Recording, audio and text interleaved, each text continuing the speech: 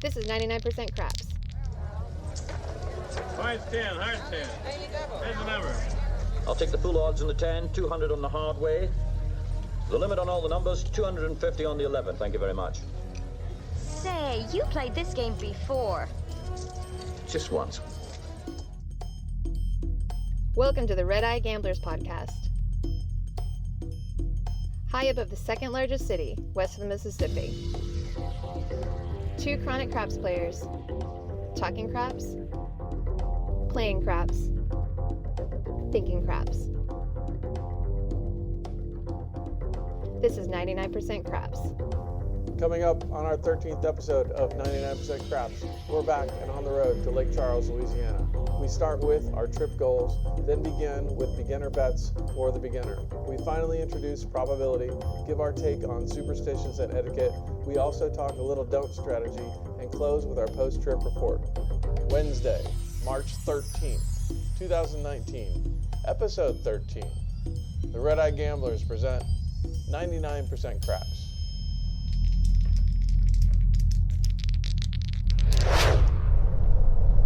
Well, today my goal is, I would say, 10% of my bankroll, and I should walk away from the table and at least reset.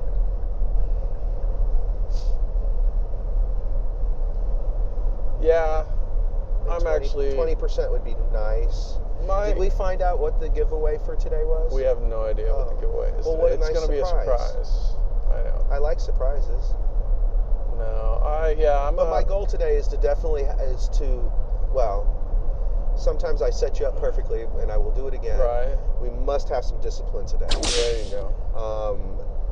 The last time we went, and I have thought about this continually since that trip, was we were both up after the first time we both touched the dice. Yep. We both hit the ATS. Yep. And we were both up several hundred. And for new listeners, ATS is the all tall small bonus bet that pays for once 35 to 1 and 150 to 1. For once I wasn't saying anything dirty, and it's 175 to 1 in Lake Charles. That's true. 135 and 175.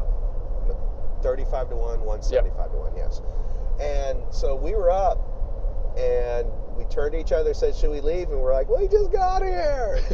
And then every roll after that, I established a point and sevened out, and we walked away. I lost a few hundred. Yep. And today my goal is to really not do that.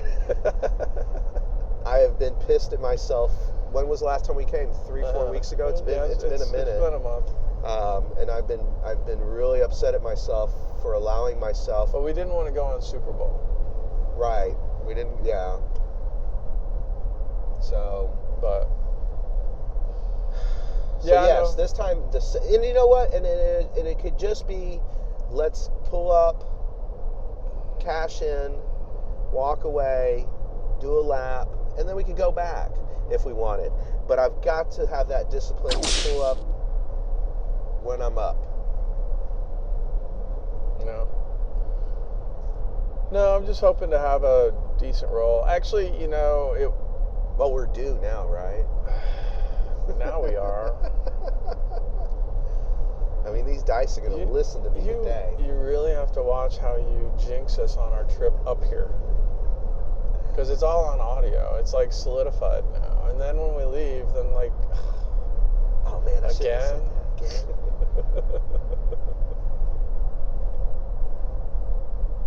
Well, I'd like to play a smarter game today. Well, it's not even playing smarter. It's we got to catch a roll. We got to catch a roll. Either we catch a roll on ourselves or we catch it on somebody else. And then if there's no rolls, then it's a matter of,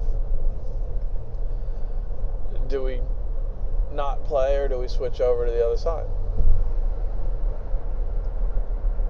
Or do we go to another table? Go to LeBare's? I mean, again, we're looking for our conditions and everything to be right for us to have a positive event at the table.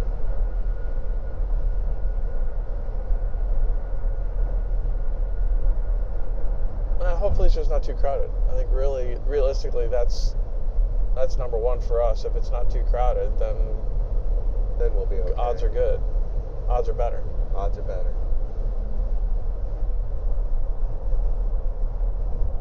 Yeah, and I think what our goal is to get there right at noon, because they open up their extra tables at noon, so we'll be there right when. And for some reason, it's very odd. It doesn't ever seem like someone wants to start a new table. It's like a new table will be open for a while, but the second we walk up to a table, yeah, as soon as we buy in, then roaches there's in the kitchen. There's like 5-6 more people at the table. So I think that'll be fun.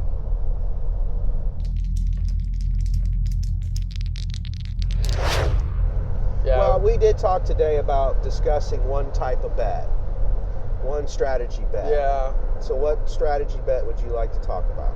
Well, I guess, the one thing when I've been talking to a couple people that have listened to the podcast, and they're looking for, they're starting out, they're new to the game, what's the one bet, or what can I do and just not get in the way and watch and well, we see a lot of beginners that just play field bets. Yeah. But how do we feel about that? It's about a 50-50 shot. It's not quite 50-50. It's not. It goes against our philosophy. I mean, really, realistically, if we're going to the way we play, we're not going to suggest them on plays we don't even play.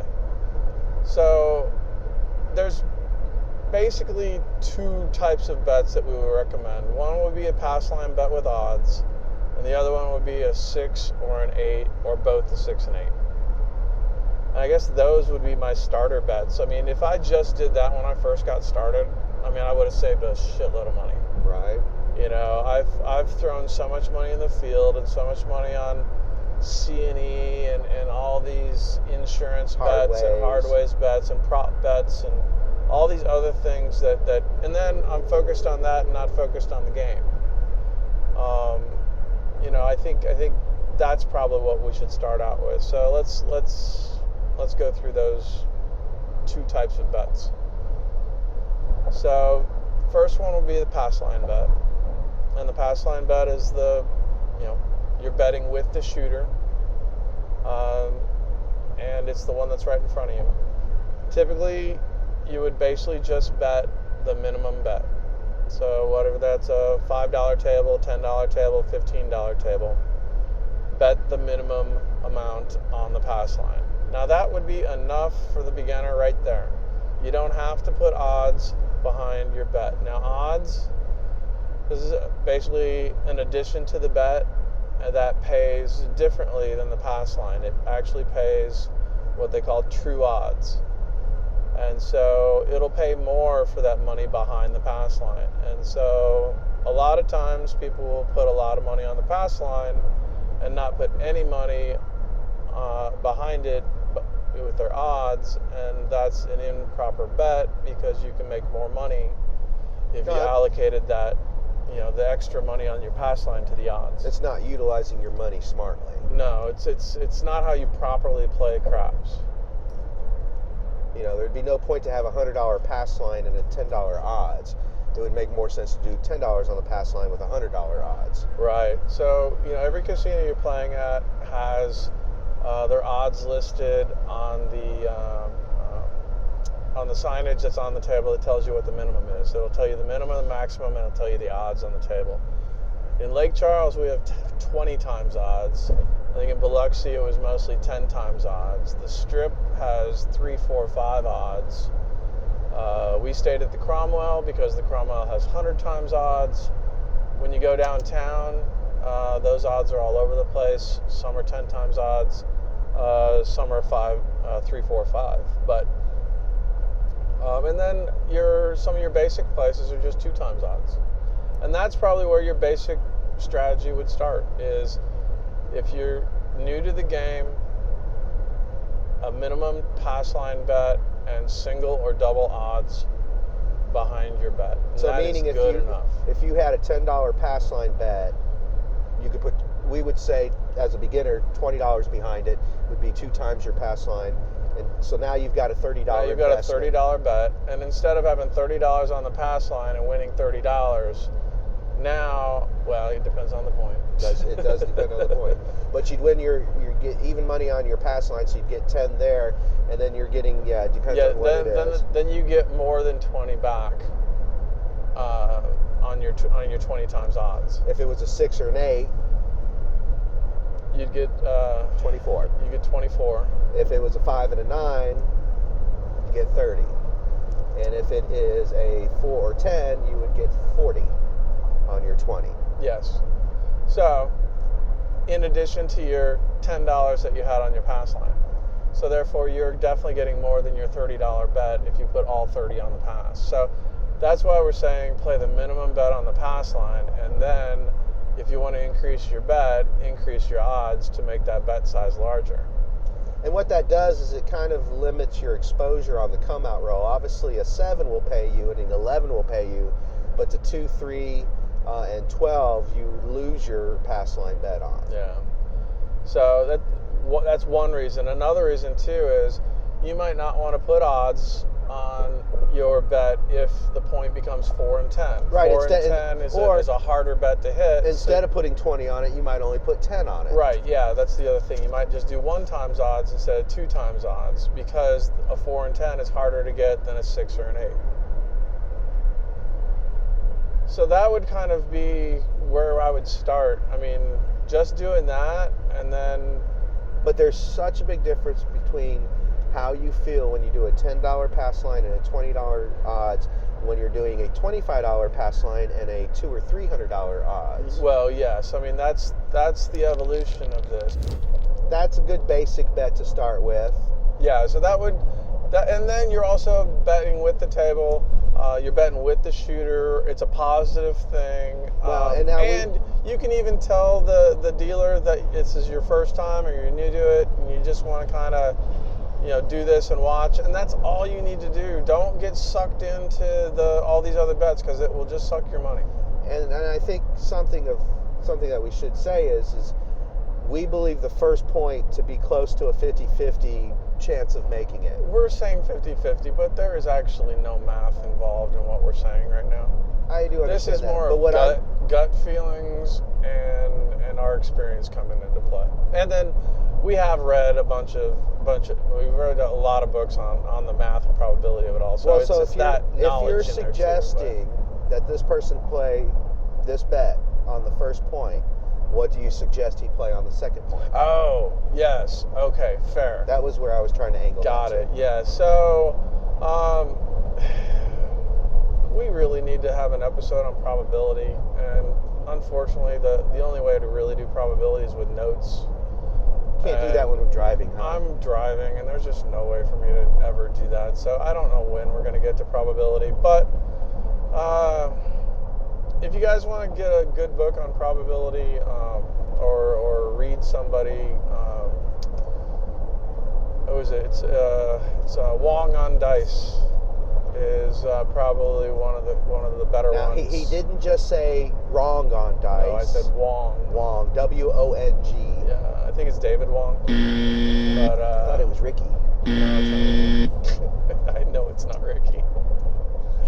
But anyway, Wong on Dice, all the math in that book is, it's enough math for everybody if you're looking for it. Well laid out. Yeah. It was not a difficult. Yeah. For me, it wasn't anything difficult to learn. Anyway, so to simplify it down, though, 7 is the most probable number to come out. It'll come out.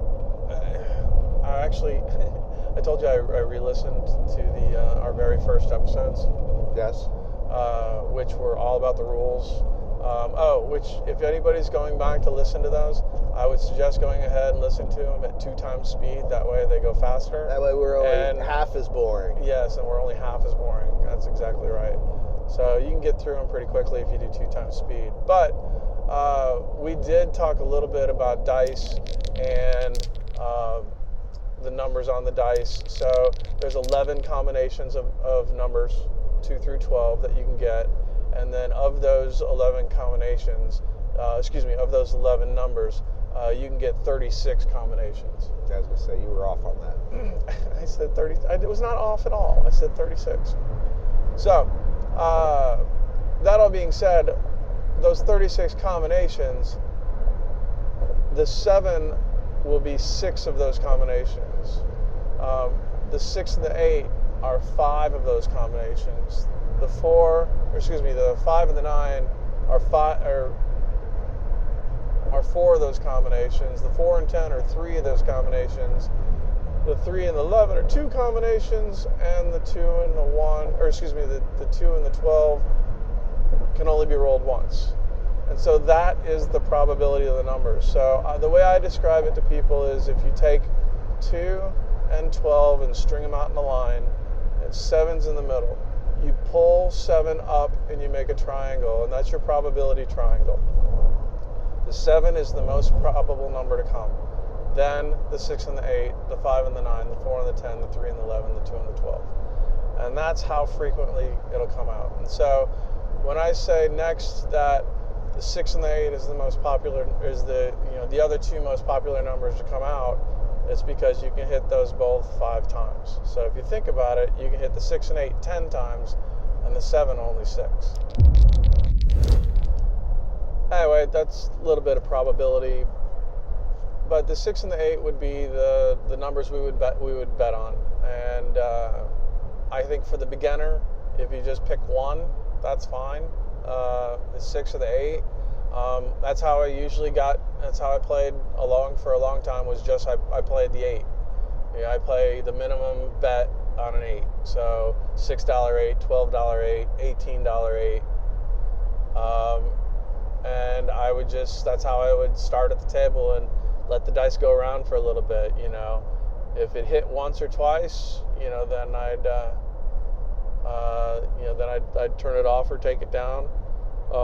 My goal was to win a couple, not to press and get it higher up there. It's just to win a couple of bets and we make a profit and watch the table.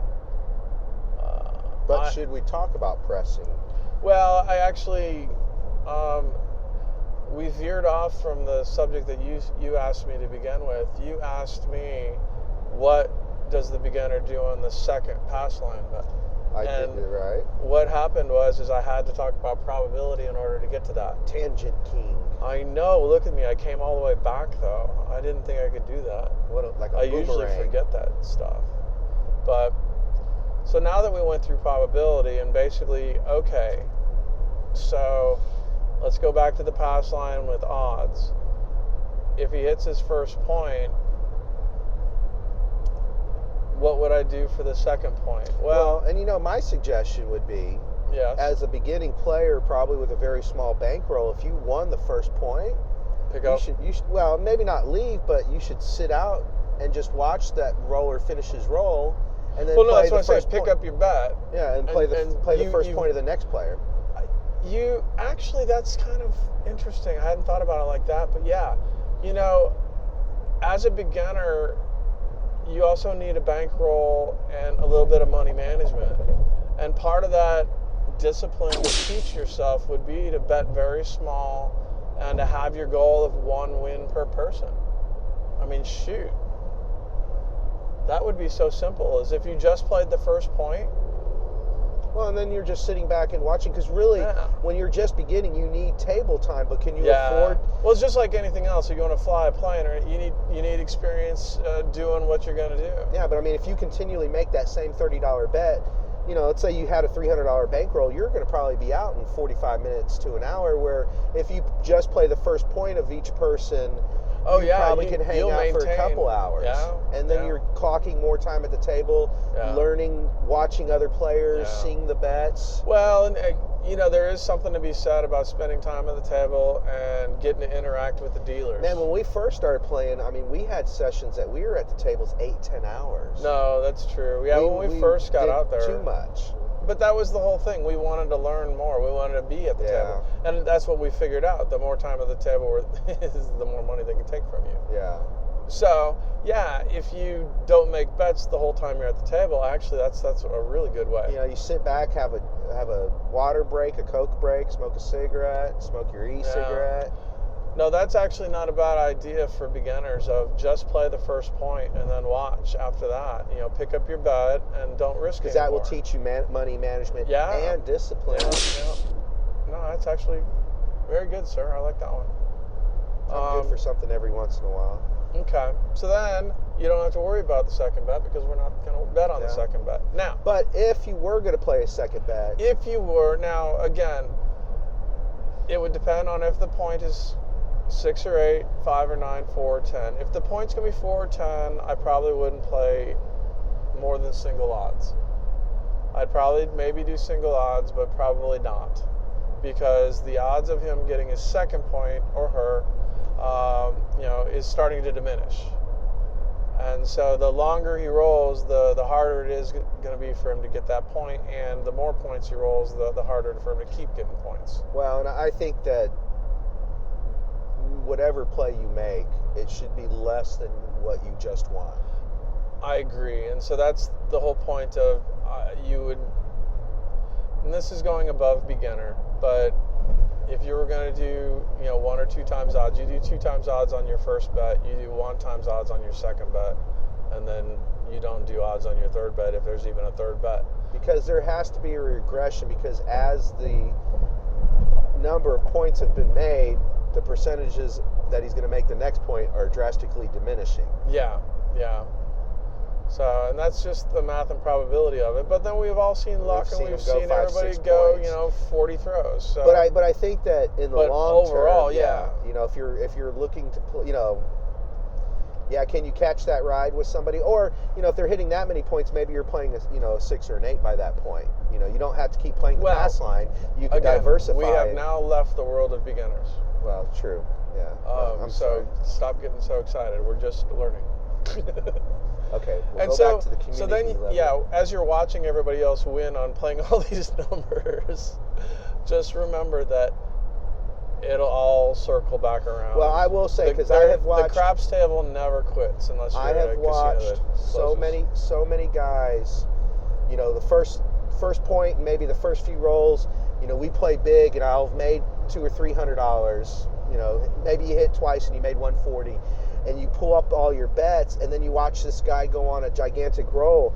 But when you look at what people made and what you made, you generally made more, even though they stayed up longer and might have had more hits. But the problem is you made your 140 and then you pulled down your bet. That's not the problem. The good part is you made your money and you pulled down your bets. Yeah. So that was pure profit. Where these guys might have made $300, but they left $250 up in bets. Yeah.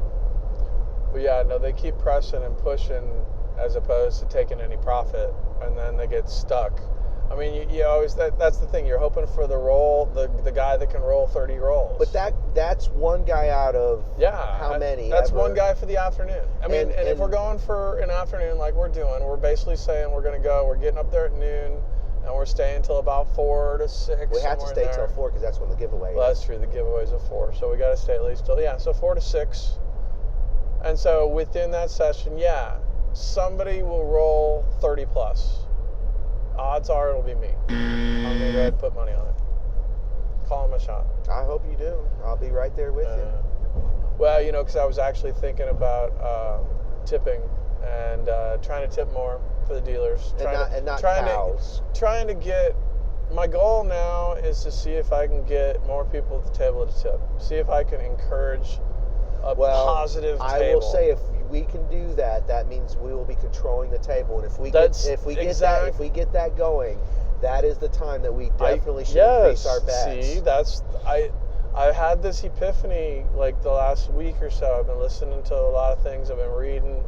I am so thrilled and excited that I think I finally finished my library collection on craps books. I say finished, but I still want some more. But this book now completes my library, and I'm so excited to be reading this book, and I don't want to spoil anything because I got to finish it, and it's 300 pages, and I'm only on like page 30.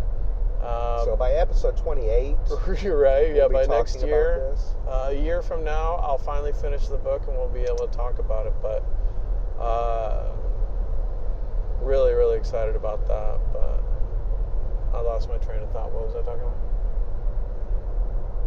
You had an epiphany. Oh, yeah, I did, didn't I? Damn it. It was such a good epiphany, he can't even remember what the epiphany was. You want to get the table tipping. Oh, yeah. No, I wanted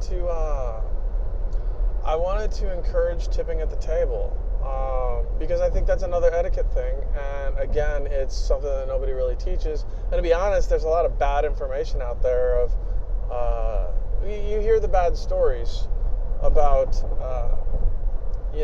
people winning 5-10 grand and then tipping the dealers like a quarter, or not even, or a nickel, and it's their. Well, okay, they're let's not making a lot say of this: money. They're working for tips. If you win $1,000 over what you bought in for, what's the appropriate tip? Well, no, see, that's not the way I'm looking at it at all. Okay. See, the way I'm looking at it now is you are going to either make money or lose money. And as you are making money, you can make the tip money as well. And so therefore, it's not coming out of the end. Right. It's No, and I agree. I'm one that likes. And to, so that's I what like I'm to thinking I like about to tip doing. as we're playing too. Yeah. Yes. Well, so for instance, how many times do we talk about how often we hit the ATS? Well, I mean, We typically hit the ATS once per trip. Whether it's a half, it's a half. One of us, if not both of us, will hit.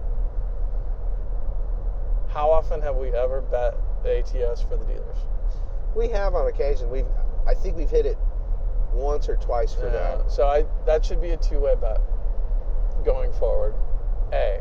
Well, I don't know that I would put $1 in the middle for them. Well, that's the other thing. I would just do it on the ends. Yep. Yeah. I would just do it on the ends. But then again, what's $1? But anyway, so if you're trying to do it a few times for them, well, you're not even halfway where I'm at. I'm just talking about putting $2 or $3 up. I'm not even done talking about the rest of the tips I'm playing. So I'm probably at least $1, if not $5 on the pass line with my bet. I know we already do that. We already put $1 next to our bet. But I think that's $1 for a minimum bet. If we're going to go above the minimum, then we need to raise that minimum bet as well.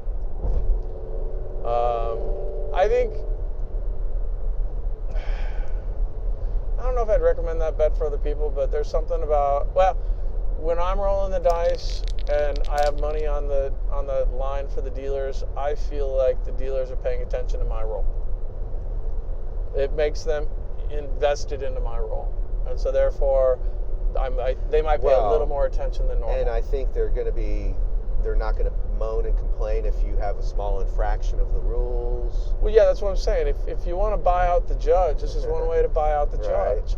Now, therefore, there's also the whole point of, well, why not put a $5 bet down there? So, then again, I'd go back to our first conversation about pass line. Don't put $5 out there. Put a $1 bet and then a $5 odd bet. Right. That actually will probably impress them more. Right. Actually, I know that would impress them more. And then it's a $6 bet. That's funny. I was thinking about doing a $5 and a $10, but I might as well just do a $1 and a $5. It'll look a whole lot better. And then the idea of a $6, 6 or 8 for the dealer, as opposed to just, I don't know, I think dollars across is fine. I think that's one way. But I think putting the dealers on the 6 and 8 for $1 or more is a good bet too for the dealer. And then if you want to do hard ways, then the 2-way hard way bet is a good bet. Now, would the dealer rather be on the 6 and 8? Yes, because the 6 and 8 is going to hit more often than the hard way bet. But all in all, they'd rather just have the money in the box. No, I definitely think they like being part of the game. Well, and so I do think that if I can start betting strategically at certain times, try to get the table involved in that, try to get them to start betting with their, like, if you have a good roll and I have a good roll and we are betting with the dealers, then that superstition and luck, might go through the rest of the table. And then positive energy for the table, we can have a good run. You want us to be like cheerleaders at the table? No. Just positive karma. We don't need to be... Well, you want me to go, shooter, come on, give me a 6 or an 8. We cannot do that on the podcast, sir. You are exceeding levels that we cannot... You just hurt everybody's ears. Waking them up. They were probably snoozing on us already. I don't know. I'm not sure exactly where and when they're listening to us. I don't know. I bet most of our listeners are people who are going to sleep. I hope not, no. I would think they're on their way home or on their way to work. Or maybe on the way to the casino. On the way to casinos. There you go. Actually, on the way to the casino, hopefully.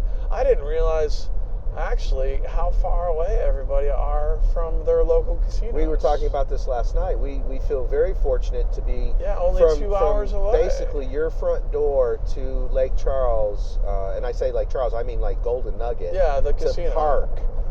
Once we get into the parking garage, is literally right at 2 hours. 2 hours. Yeah, we've been able to shave off 5 or 10 minutes here and there, but it's not worth it. Well, we stop at Buc-ee's for. We load up on our kolaches and stuff. I got to get some carbs in and gas. But it is literally 2 hours, and we've often said if it was only an hour and a half, it would be so much of a. Yeah. It would seem shorter drive, which is only logical. I feel for you guys in the that are going 4 hours. Yeah, 3 hours, 4 hours to Foxwoods or Atlantic City or wherever. Yeah, I feel for you guys. But then again, I mean, I grew up in St. Louis, and they were right there, and I hardly ever went. Well, I didn't hardly ever went. I went a lot for a while, and then I stopped. But yeah, it's a matter of, I'd love to move to Vegas, but I can't do what I do here in Vegas. So, but yeah, no, I didn't realize. What's funny is I could. Right, well, yeah, no, you could. I wouldn't want to, but I could.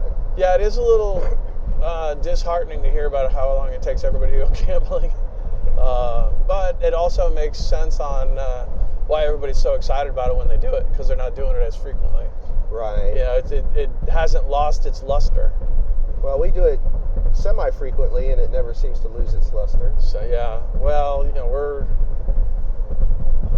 we're hard and heavy on this twice a month schedule, and it's hard for us to even do that now, but we're going to work on it. And I don't know, it's not that bad. But yeah, 2 hours, I mean, it's not so bad after hearing about you guys and your 4-hour drives and your 3-hour drives. Well, and the best part is we share our drives. We share our drives with everybody because we talk the whole time. I would say you don't ever drive. No, you do all the driving. I'm saying we share our drive with everybody because this is when we do our recording.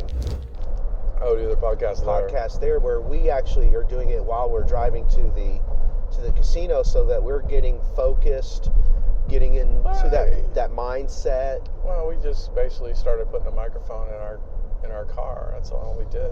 This is how we normally talk.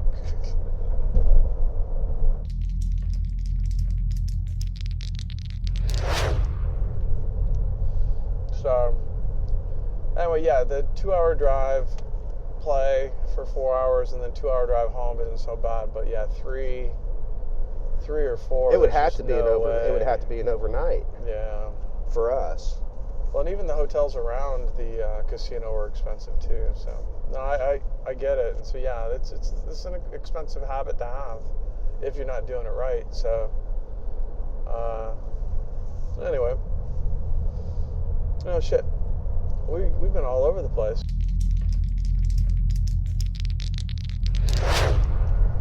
So, and one of those things that we wanted to talk about was one of these odd things. It's a superstition we actually were all behind at the very beginning. But we've both changed, I think, our perspective on this. Yeah, it's very odd. I mean, normally we're into being sensitive to crap superstitions of not saying 7 at the table, and well, the other one is when the dice go off the table, you typically would call for the same dice. Same dice. Ask the dealer to use the same dice. Same The dice. entire table is yelling same dice every time you roll dice off the table. At the same time, the seasoned players are turning off their bets, because that's a sign that a possible 7 will come out, is the dice going off the table. And I think it comes down to you look for a rhythm. And once that rhythm gets broken, that's why we turn off our bets. And when the dice go off the table, or a die goes off the table, because usually we don't see 2 go off the table at the same time. It's usually only just the one. And we've had dealers tell us that.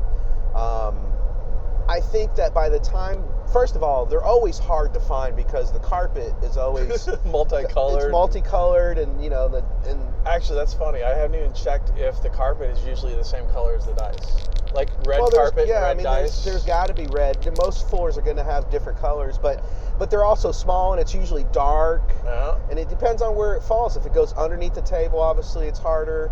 And then you got some 70-year-old guy at the end of the table, and you're wanting to run over there and help you don't him. want to go and leave your chips alone. You don't want to go help either. And then the cocktail waitress isn't going to bend over to do anything. Well, we hope she will. But and then you got the other people who just watch and have their hands in their pocket, and they just look at it and they don't do anything. So by the time the die gets found, then it has to get handed to the dealer. It has to go to the dealer. To the box man. Right, to the box man. And then the box man has to...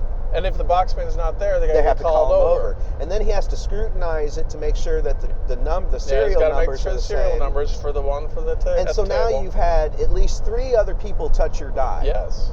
The guy that picked it up, the dealer, and now the boxman. Yep.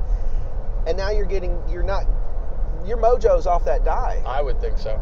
I mean, it's like we say, we don't even want a high five during a roll because I don't want to give you any of my mojo. Well, it's the unlucky wife coming to patting you on the back. On the honey, guy you're rolling. doing so great. Yeah. 7. It's all this, 7. breaking the cycle of energy and the rhythm of the game. But I think if that die goes off the table, and if you say new dice, the stick man is going to dump them right out, scoot them right over to you. You pick them up, and you're ready to go. Absolutely, and that's actually the way the casino wants the game to be run, because it's a faster game.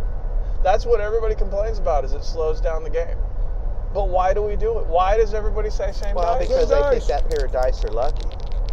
But if they're lucky, they would have stayed on the table. Well, and I think getting some new dice is not a bad... Well, I think getting a new dice probably isn't bad either. I mean, the only reason we were doing it is because it was superstition. One of the things that we've always said were, no matter how much I yell at the dice when they're in the air, they don't hear me. No, they don't have ears. We've said that before. So what difference does it make if you get... I think it's better to get new dice.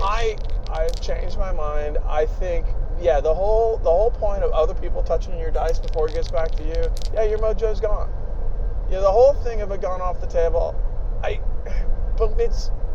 I've been saying same dice ever since I've ever played this game. Right. I mean, for well over 20 years, that's all I've ever said. Same dice, same dice, same dice. I've told other people, that's the only thing you need to know is say same dice at the table. We did this with this podcast. That was one of those things we said before saying don't say 7. Right. I mean, and now we're saying, wait a second, it might not be and so there's my problem. We changed that up at the table, and you got half the table looking at you like you're an idiot. Well, because they're so used to saying it, and then all of a sudden you got to defend yourself in front of people who they're telling you. Which is going to take you out of your rhythm anyway. Oh yeah, no, now it's going the other way.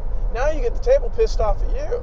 Well, truth be said, is we don't throw the dice off the table very often. Well, no. We went through a phase where we did. Actually, that's true. But I think over the last couple of years, we got much better to hitting our spot and having it hit correctly and not going off the table.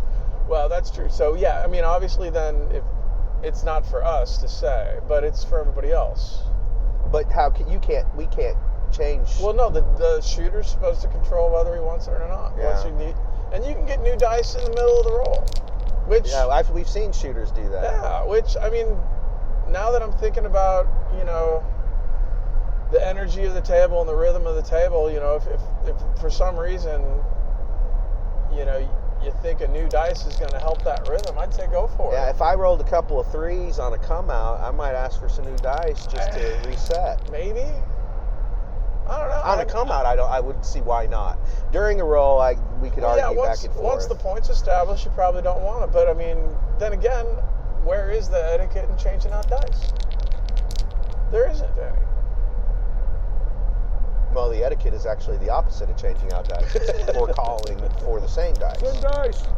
But I mean, it's all about. So this is the one etiquette we want to go against. I'm starting to think so. But nonetheless, if a die goes off the table and it's a random shooter, I'm going to most likely turn my roll off. Turn my bets off. Yeah. Well, and that's the other thing we always have to remember that we always forget. We turn off our bets, and you don't take your odds up. Got to remember, if you're turning off your bets, also turn off your odds, which just means pick it up. Well, and I guess, or reduce it. And if you had some hard way bets, when you turn your bets off there, your hard ways should go off as well. Two different people. Well, they should communicate, but yeah, if you want to turn everything off, that's turning everything off. Telling the stick man and telling the base dealer. And then picking up your odds. Yeah, so I think that's our stand. I don't know why we recently thought of this, because it hadn't been in our thoughts for a while. I don't know if we saw it happen. I don't know. It just all of a sudden it just started coming. I just started thinking about it. But because I see it being something to change, but I think that there'd be too much pushback from the general public because they're so ingrained. I think that there's so many craps players out there that are superstitious, that are so superstitious. I think that's it. Craps players are superstitious, therefore you can't change a superstition on them. I don't know if your logic makes sense, but I'll agree with it anyway. I mean, so now all of a sudden we're saying, if and when the dice go off the table, we're gonna say new dice. We're gonna say not same dice. Same dice. Yeah, and other people at the table are gonna say same dice. Same dice. And then the next roll is gonna be the ultimate roll for them and us of are you right or are you wrong? And every time we're wrong, we're gonna get ridiculed at the table.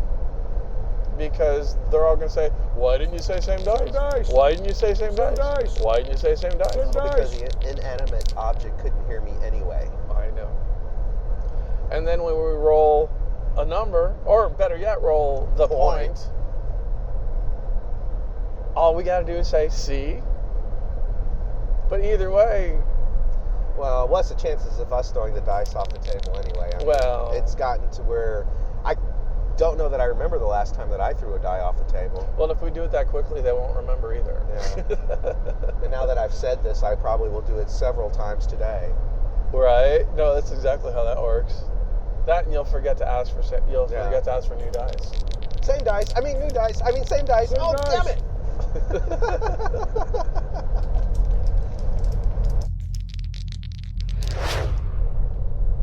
But what I'm saying though is we've also seen a monster roll and then, 7 out, 7 out. Well, we've seen it all. So, no, it's just a matter of watching the table and kind of seeing if you can gauge that next wave or that crash. Well, and this time... one of the most beautiful times to do that kind of stuff is, when they're on their second or third point and the... shift change happens. Well, we've also talked about playing the don't as an exiting strategy. If you only knew the power of the dark side. Well, that's exactly right. Well, that's.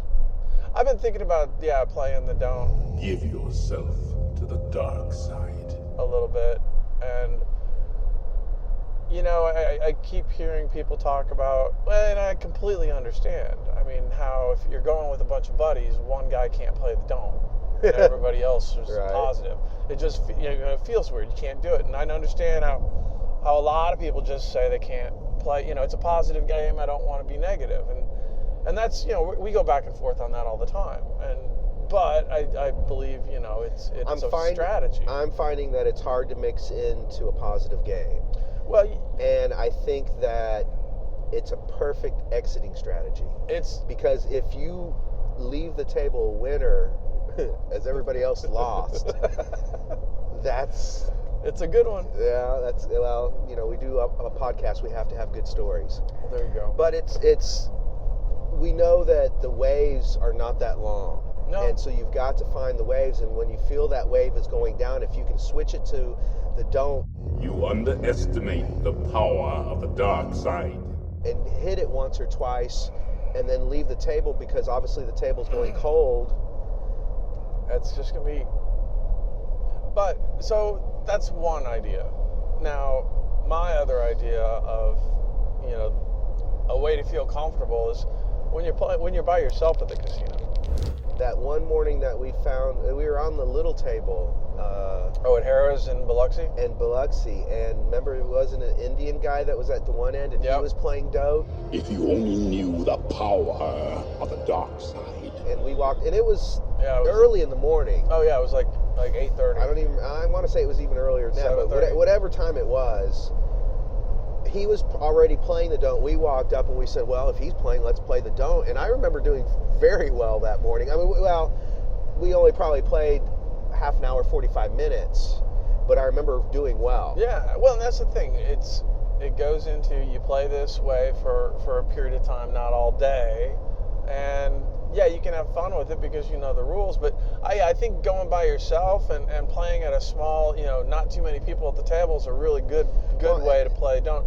Sometimes rolling by yourself, but I wouldn't do it for a long period of time. I do it for a short period of time. Yeah, but also, and I want to say that that's actually happened to us a couple of times where we've been on a table and it's been a third person and we all end up playing don't. Give yourself to the dark side. And actually end up doing fairly well because that's what everybody was trying to play. Right. Yeah. Well, you're not so focused on consistency. You were definitely focused on chaos and abruptness and not winning. Well, I mean, you're shooting for a 7 instead. Well, you're playing for math. Yeah. I mean, it's the probability of it all. I mean,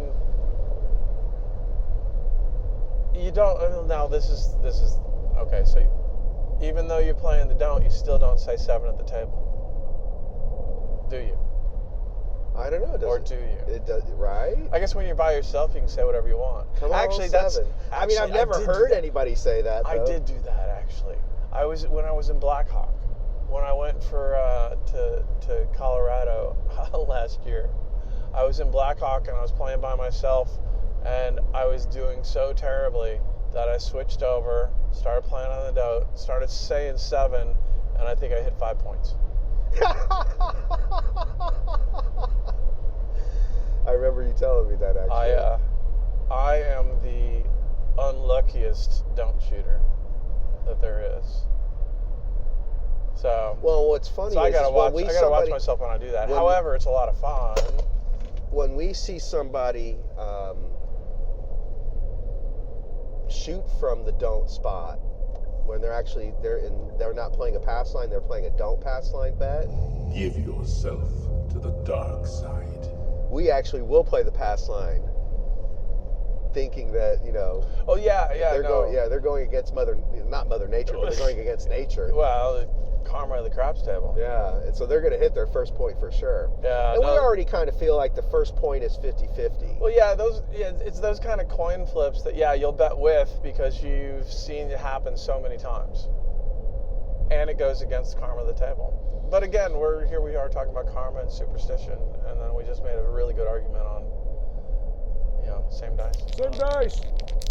Well, that's the one that we're going to go against. That's true. The rest of them we believe and foster and care for and nurture. There's definitely meaning behind them all. Well, they've all happened, but they all haven't happened. I mean, that's the deal. That's the superstition. That's, I've turned my bed off and after the dice have gone off the table and the guy rolls 3 8s in a row, Yeah. you know, and I don't get any of that because I had it off, and then I'm afraid to turn it back on because I think He's the already fourth roll's hit going to be a 3. 7. Yep. You know, by then I've already inserted it into myself. Painfully.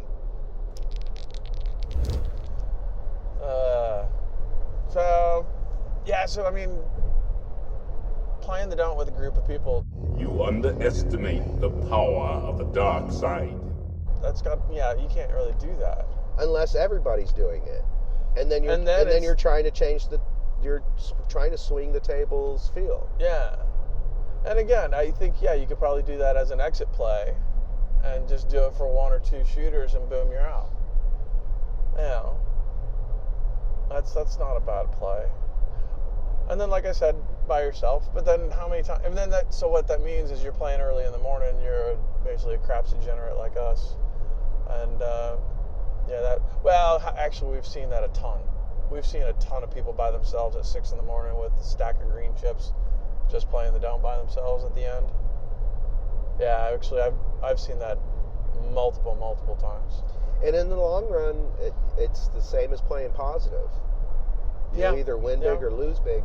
I think to be a good craps player, you really have to try to play the trends at the table. Yeah, you have to be willing to play both sides when appropriate. Yeah, well, minimize your bet when you have to, and then maximize it when you can. That again, this is the problem that we've got is we want to have the minimum exposure on the table, but we want the maximum profit.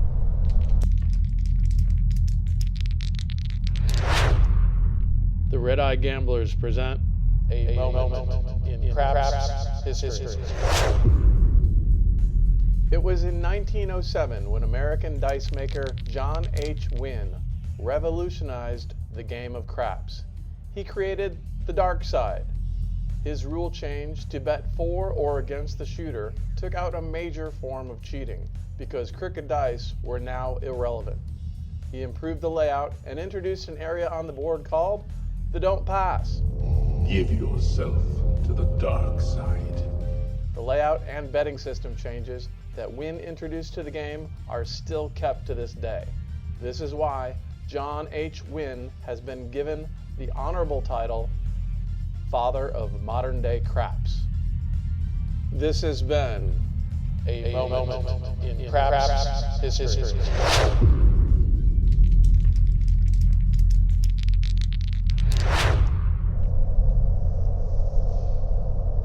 And now we're done with Golden Nugget. It was a good trip, though. Yeah? It was. We did well at the table. The table was hot. We got to it, and there was one person at the table, and then a few more flocked to it, and we both had good rolls. They're a couple okay. other guys had a couple other good rolls, and we managed to jump on it early enough and leave quickly enough from the table that we ended up having a profit today. That we did, without hitting the bonus. Did not hit the bonus. It actually hit, and neither one of us played at that particular roller. Yeah, I don't know. I had a decent roll, but just couldn't. Well, I think it was still 2 in the 12 that I was needing. A lot went on at the tables, though, today. We saw some funny things. Well, and then when we were at Golden Nugget, when the stick lady pushed the dice to the guy that was on a really good roll, and as she gave it a final push, it rolled over to a 4-3, and the shooter just grabbed him up and started setting him up however he wanted. And you and I looked at each other, and I mean, for a brief moment, I thought about turning off my dice, but I was like, I think he'll be fine. And he just launched it down there, and I think it hit an inside number. And then the the stick lady turns around and she goes, I thought the same thing you guys are thinking. I thought that was pretty funny. Well, yeah, this time we actually didn't play that long. So No, hour and 45 about. No, I want to say it was closer to an hour and a half. It was 1:45 when we left. Well, So, I mean, it was about an hour and a half because we got there at 12. We had to walk to the table, so. Yeah, I mean, we didn't really start playing until closer to 12:15. 12, yeah, okay. Yeah, so hour and a half. Big deal. But yeah, that And was a couple people had really decent rolls, and that's why we did so well, because we managed to make money with other people too. And had I had a couple of decent rolls. I didn't hit a whole bunch of numbers, but I hit a couple hard tens, and people had a couple of bets that were up to like 100. I want to say he had 100 and then maybe 20 for the dealers on it. So that paid, the dealers were excited. He was excited. I paid him $700. But I want to say I saw the guy at the crapless table a little bit after that. He didn't have any money left. Of course, maybe he had pocketed some, but That was pretty packed. yeah, early it wasn't so bad when we first got there because that table had just opened up. But when we went back after round 4, it was definitely Yeah, there was at least 8 people at every table. I mean, actually closer to 10. I had 5 on each side. It was good. And yeah, I'd say between 8 and 10 at each table, and then the crapless was full. yeah. So this time we actually just played for a short time and then just kind of goofed around. Walked over to LaBerge and hung out over there for a while, and Yeah, well, we were waiting to get our deep fryer. yeah, because that didn't happen until 3 And then o'clock. I was hoping to get some more chips after 4 o'clock, and that never happened. And then we had food comps to eat with, and we hadn't had lunch, so we basically walked around and then had lunch. And then came back to take a look, and the tables were, congested. And we didn't need to play. We were up. So it was a good trip. Definitely a profitable one. yeah, no, we hit our goal. We were both, we both exceeded our goal.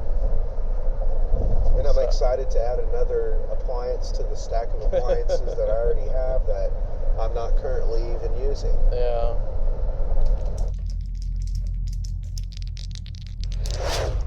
I was going to say actually that it seemed like, other than the guy at LaBerge, it was kind of a mellow day.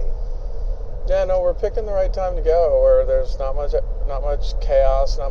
Chaos. Duh. What are we talking about? Well, that was at LaBerge. I wasn't playing there. Oh, that's right. Yeah, I was playing at LaBerge for a little bit, and they had their celebration of the Chinese New Year and had friggin' 6 or 8. How many was drums it? and 8 lion or tiger kind of I guess they were tigers, but it's that old dragon dance thing with drums, but that was going around like a parade in the casino at LaBerge.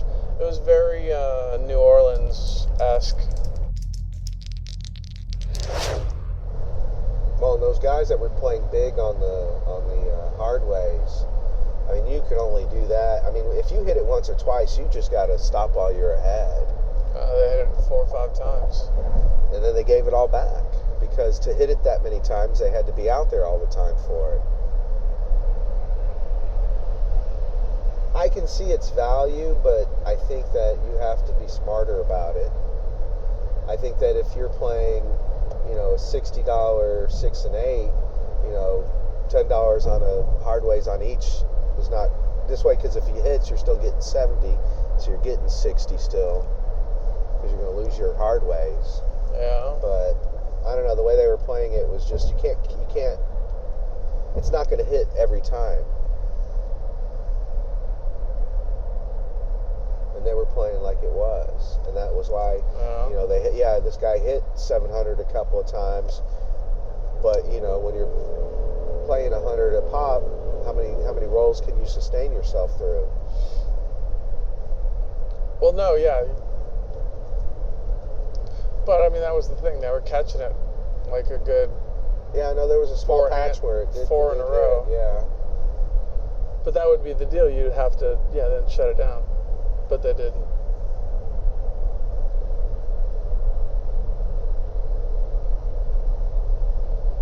No, every press that I made, I got really close.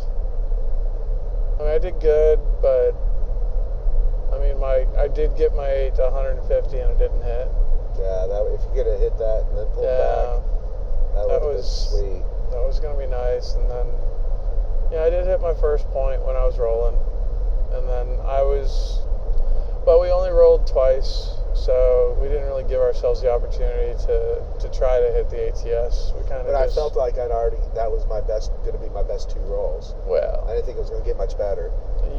Your optimism is just so overflowing. Well, I mean, we talk about how, because you had one that was 16, and I think I had one that was... Well, I was content with it, but I could say that I could probably... I would like to roll 6 times. Well, sure. But I'm completely fine with having a positive result. Well, that's our goal. However... Yeah, I don't need to roll. By any means necessary. However, whether you're putting $10 on a yo that hits or... Well, we want to be responsible. We're not trying to tell people to be stupid about it. I mean, we're looking at the table completely different. We're looking for specific opportunities. Like when the dice went off the table. that was the guy that got all upset. That was his shot before that happened. Yeah, so he literally every shot. Dude next to me threw dice off the table, and so I turned off all my bets, and he asked for same dice. Same dice. And I turned off all my bets and threw $15 down and said, "Hop the sevens." Sevens came out, $80 in my pocket. That was nice. Well, the one thing that was new this time, you can do your flat money bet on the big 6 and the big 8. So your comp money, usually they say it's got to be an even money bet. So you can play the pass line, the don't pass. Give yourself to the dark side. The field. She said the come bet. Can you put what? I heard her say the come bet. Okay, then the come bet too. So, really? She did say that. Okay. Alright, well, problem there is you still have to hit it twice. Yeah, exactly. But, unless a 7 or 11 comes on that roll. Yeah, I guess that's the plus. But that's not playing on the come out. No.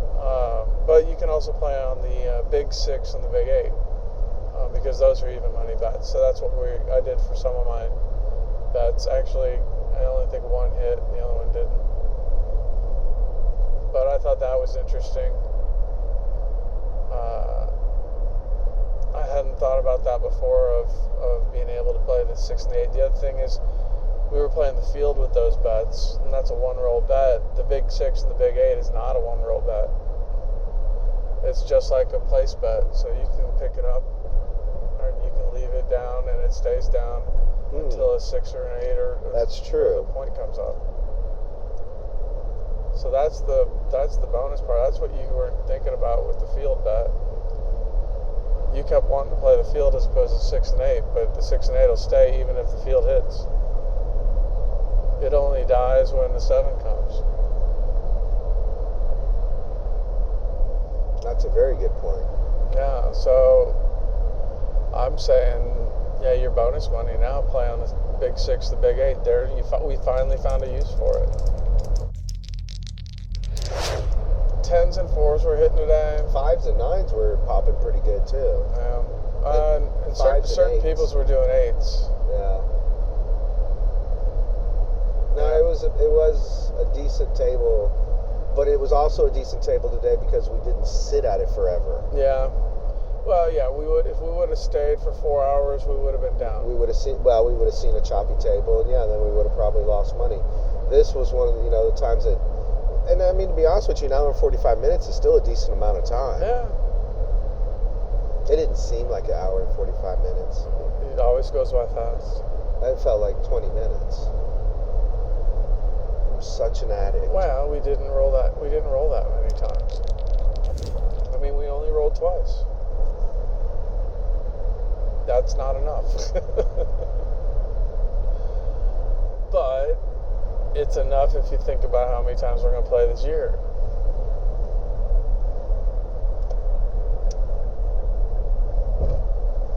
You know, I'm really starting to think about our gambling as a big picture annual kind of thing. So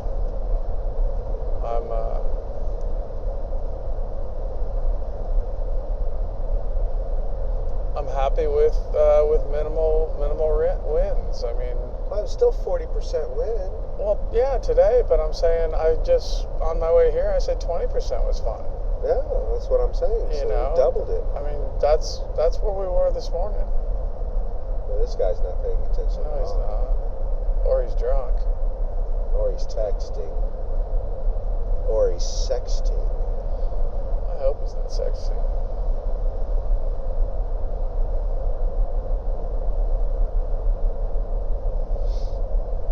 Oh, now he's going back. Zigzag. Oh. You know, we talked about this. I know. People can't see what's going on, but this guy's crazy. You can edit it out.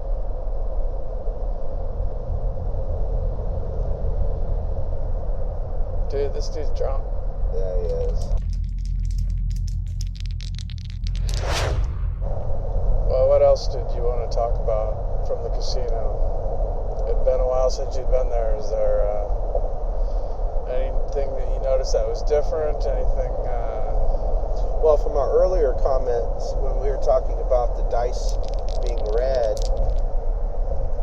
and the carpet, yes, the carpet does have red in it. So. Oh yeah, we were talking about how when you throw dice off the table, it takes so long to find them. And our question was, did the carpet actually have any red in it to match the dice, therefore to help with the camouflage? And as a matter of fact, it does. It has actually a lot of that red as the color of the dice, and so therefore, yeah. Well, when we got there, they had the table going, giving the education to the people about craps. Say that again? They were giving a class on craps. They were giving the education? They were giving the education on craps. Okay. Well, thank you. Glad I could help out. All right. Well, and then we ended up seeing that little guy from the last trip. He was there again. He said hi to you, I saw. Yeah. He was happy, but I don't think he won. I was hiding behind you because I didn't want to have to say anything to him. Oh, he's nice. He reminds me, well, he doesn't remind me. It was just, I watched Ocean's 11 yesterday. So And he reminds me of the little Chinese guy. I don't think he's Chinese. But he's not at all. No, he's Latin, but yeah, he's not Chinese, but he's under 5 feet. Well, we're around 5 feet. Or right at 5 feet, yeah. And I'm like 6'4", so it's kind of. It's like the plane, boss, the plane. He's not that small. But no, he said the table wasn't doing very good at all. And it was such a short trip. You know, we really didn't see that much. And I mean, I was still, when it was my turn, or when we were playing, I mean, I was definitely following my chips, paying attention to what was going on. So I didn't see that much today, other than the stick lady with her. Oops, I rolled him I pushed him a 7 out. That comment, and the guy that caused all the havoc at the LaBerge. That was about it. Yeah. But it was a good trip because we came back winners and we got to goof around and. No, it was nice to just have fun at the casino and not be so serious. I mean, we were serious, but you know, for a short period of time. Well, and I will say, when the table is hot, it is definitely much easier to raise your bets on the first hit. Oh, yeah. You know, well, I'm just saying, you know, like when the table is choppy, you feel like you have to take some money and put it on your rack. And usually my rule is always to put something on the rack when I take a win. But today I felt like the table was actually warm enough that a few times I've full pressed or made a move like that. Well, you were open to make a bigger bet, a bigger press because of the conditions. Yeah, I mean, I felt there were a few times that, because really a lot of, and I guess also I wasn't going as hard in with bigger bets. I was coming in with smaller bets, willing to build it. Yeah, the philosophy of what I usually play changed very quickly at the table because I felt like it was a hot table, so I didn't want to start with as much money. I wanted to start with a little bit lower money and build it so that the risk was lower. And how long did it take you to figure out that it was a warm table? After our 2 rolls and the gentleman that rolled, that had a really nice long roll, after his roll, I felt like, and then the next kid that rolled had a decent roll, but I mean, I felt like after those 3, the table was feeling good. Okay. Well, and just like I said, the difference between when we walked up to the Golden Nugget table and you walked up to the LaBerge table was we walked up to a table that only had 1 player. We bought in, and then we started playing, and then a couple more people added, and we were there when the table was getting built, by players.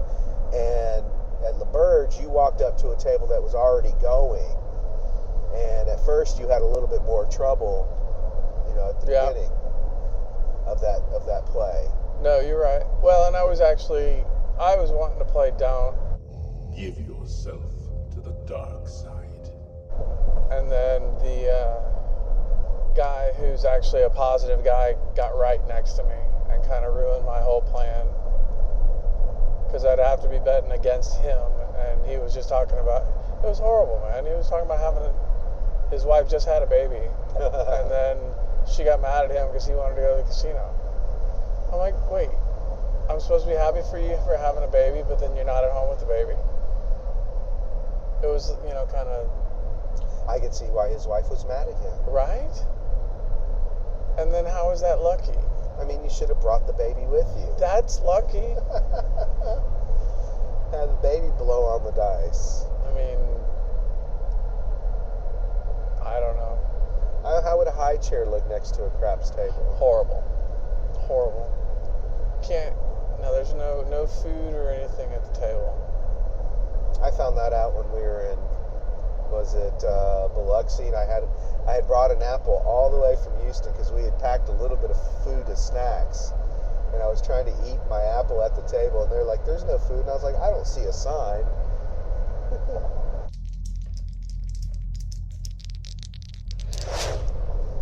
Well, one thing that we were supposed to talk about on the trip up here that we weren't able to get to was basic bets for the first-time player. We talked about the pass line with odds, and then the other bet was going to be the 6 and the 8. So we can finish talking about that because that's actually how we made a little bit of money today. So being a beginner, if you just want to watch the table, a simple bet to make is just a minimum bet on the 6 or a minimum bet on the 8. So I think as I'm thinking about America right now, I think majority of tables are at least $10 to $15. I think the $5 tables are hard to come by, and if you can play there, there you go. But so $10 table, a minimum, would be a $12 6 or 8, because the 6 and 8 you have to bet with a multiple of 6. $6 pays $7 if it wins.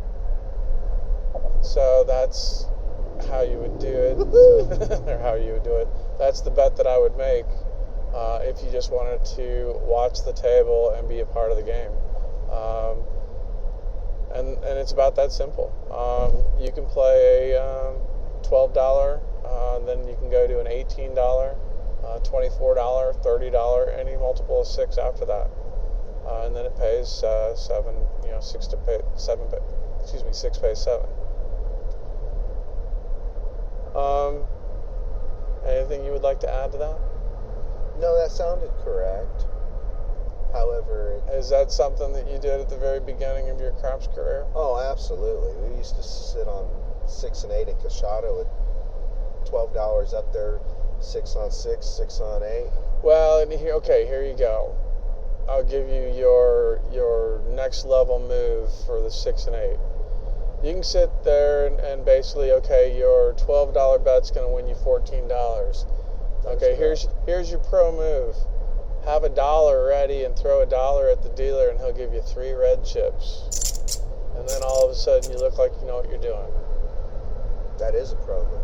Yeah. So when you're buying in, you can always ask for white chips.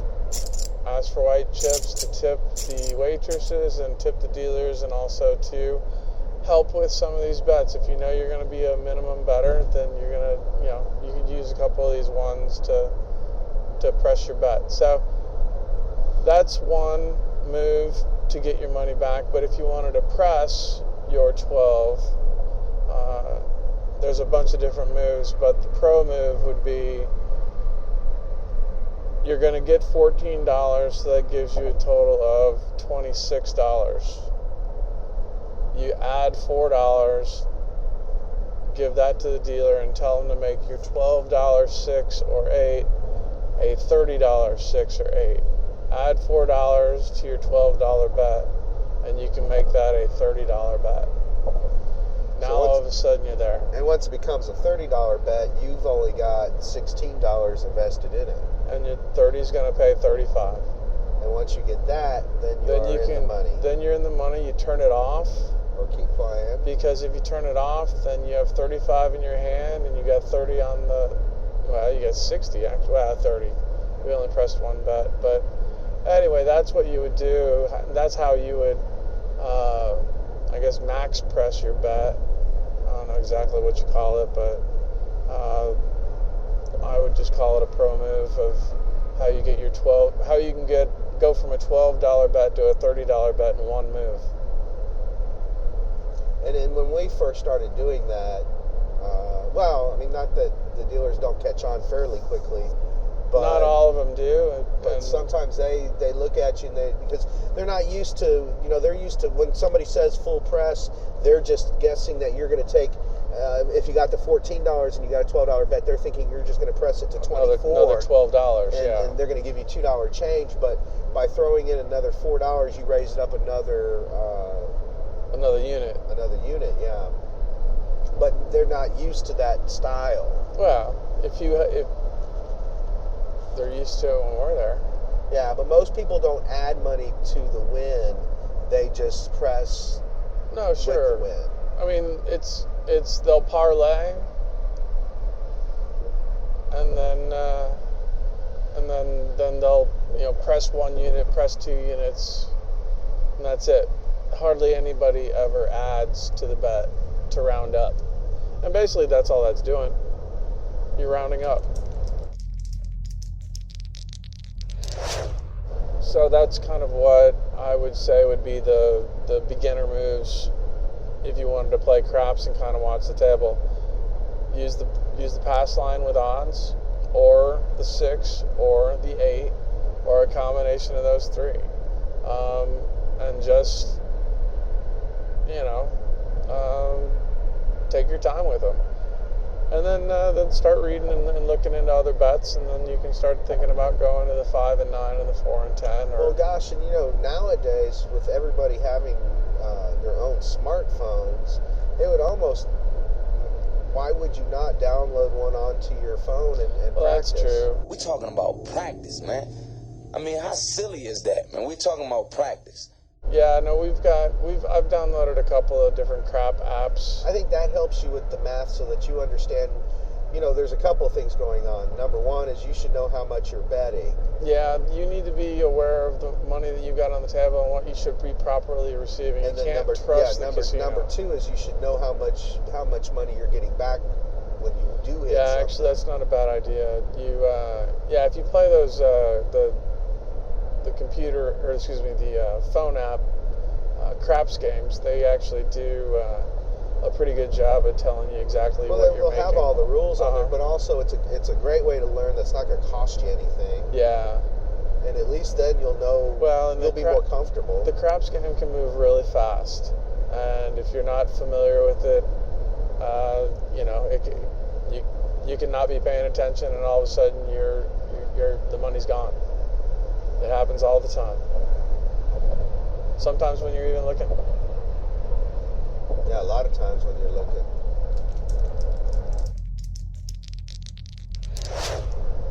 I mean, I don't remember it really taking us that long to learn the payouts when we were playing. No, I mean it is just a matter of reading it, maybe writing it down if you want to. But no, it's in every book. It's online. You can go to any of the just do a search. Hell, it's on Wikipedia. Sure. Well, and there's got to be YouTube videos and. Well, we even talked about it on our second or third episode. So, like we said earlier, you can go back and listen to our earlier episodes for the rules, but listen at a 2x speed, and we'll sound different, and you'll go by it through it faster. You think we'll sound like the Chipmunks? No. Well, you know what? Oh, no, that reminds me. That was the whole point. Remember we were trying to avoid saying certain phrases, and so in order to do that, we started making a cheers sound, right. The 2 clinking glasses, and developed our own little drinking game for people. So this is what you can do. You can listen to it again with the rules at 2x speed, and every time you hear the cheers glass, you drink too. You will get drunk. Well, it'd be like, instead of a half-hour episode, it'd be a 15-minute episode. Yeah, but it would be the same number of shots. I know, just faster. Like I said, I think it'd be pretty cool. We might have to try it. Yeah, we might have to break out a good bottle of rum and give that a try. Yeah. Maybe if we get snowed in, we'd have to do that. Our apologies to Advantage player and author Stanford Wong, the true author of Wong on Dice. Also, Tournament Craps, Professional Blackjack, Optimal Strategy for Pai Gow Poker, and many more. Mr. Wong, now we'll never forget.